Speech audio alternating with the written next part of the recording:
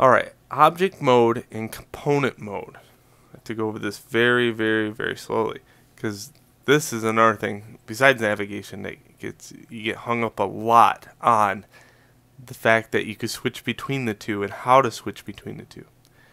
So in object mode, when I say object mode, that means the overall object. I can take this object in all its makeup in WER on the keyboard all day long to scale, move, and rotate it.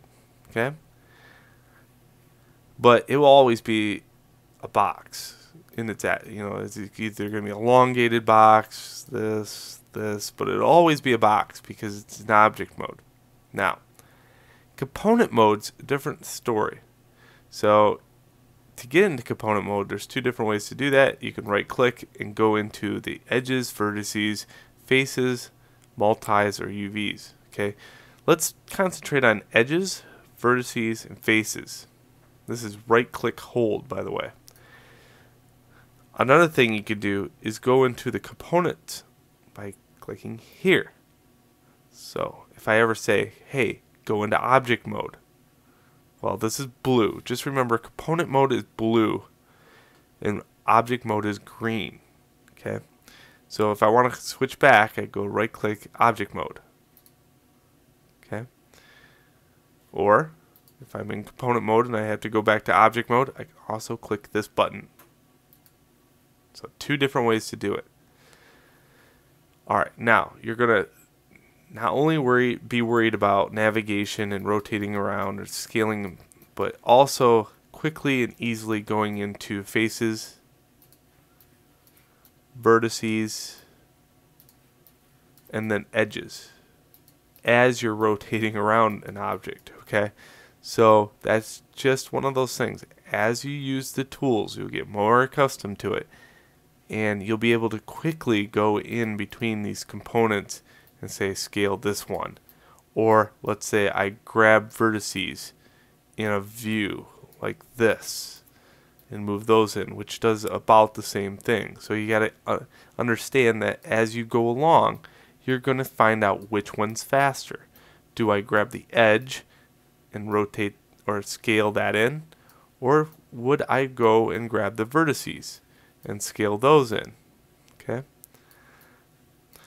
so now also faces, which just like that, and you can scale the whole thing in, which would probably be the best choice. That way it scales it uniformly. So when I'm manipulating this system like this, a thing that happens is history. Okay, now if you want to see history, it's located over here in the channel attributes. Okay, and you go down to channel box layer. Here's my inputs. So right now, just by scaling, moving, and rotating faces, I don't get any inputs. But if I hit like a button like this, all of a sudden I got a new input. Okay, and this is the extrude tool, which I'll cover a little bit later. But know that now an input has been put into place. Some inputs can be undone, some can't. Okay? But as you get inputs on Maya, the slower the system goes.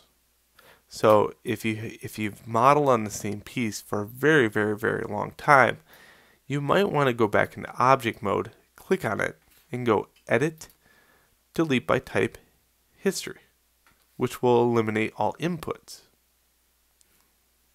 Okay. So this video is just covering object mode and component mode. So just kind of know how to switch between them, what they do. Here I can do this, but in object mode I can do this. Okay? And I can also scale as a universal part. Okay. So that's the difference between them, and that's why you would switch between them. And you're going to be doing that a lot. So get used to it. On to the next video.